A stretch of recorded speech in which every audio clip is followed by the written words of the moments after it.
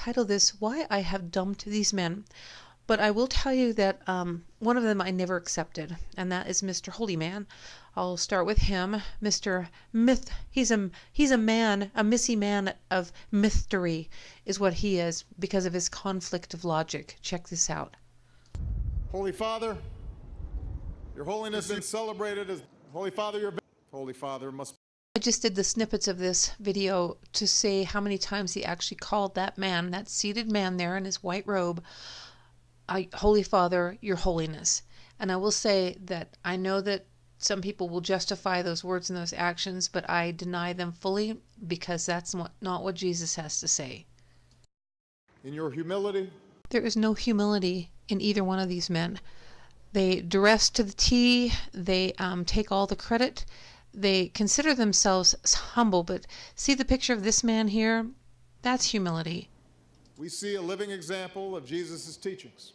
You remind us that in the eyes of God, our measure as individuals and our measure as a society is not determined by wealth or power or station or celebrity. You remind us that the Lord's most powerful message is mercy. Oh, really? Mercy?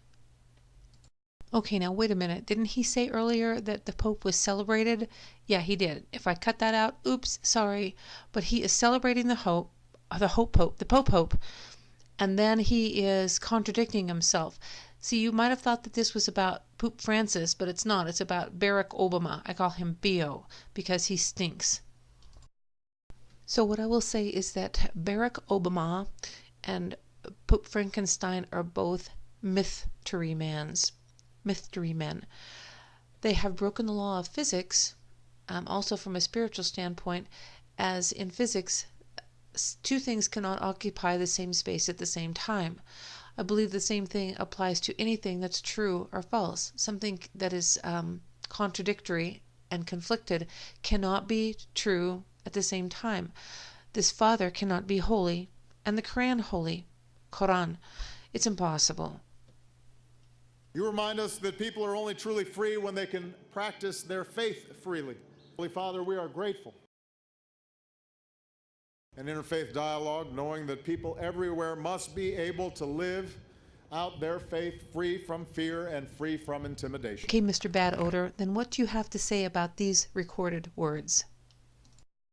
And Holy Father, remind us that we have a sacred obligation to protect our planet, God's magnificent gift to us. We took God's gift and we destroyed it.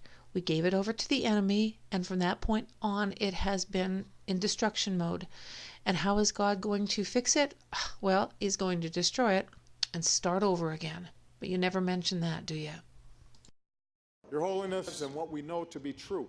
Well, B.O., I'm not afraid of you, but I am afraid of God. He says that the fear of the Lord is the beginning of wisdom. He said we are to fear him because he has the power and authority to throw the soul, the body and soul, into hell. So I guess that's not something to be afraid of.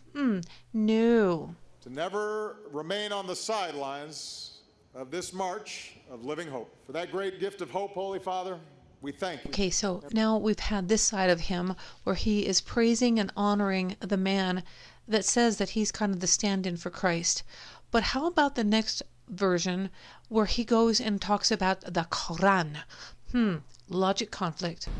As a boy, I spent several years in Indonesia and heard the call of the azan at the break of dawn. That experience guides my conviction. You're absolutely right that John McCain has not talked about my Muslim faith. As the Holy Quran tells us, the Holy Quran teaches that, the Holy Quran tells us, and the Holy Quran I also know civilization's debt to Islam. Islam is not part of the problem in combating violent extremism. It is an important part of promoting peace. The enduring faith of over 1 billion people is so much bigger than the narrow hatred of a few.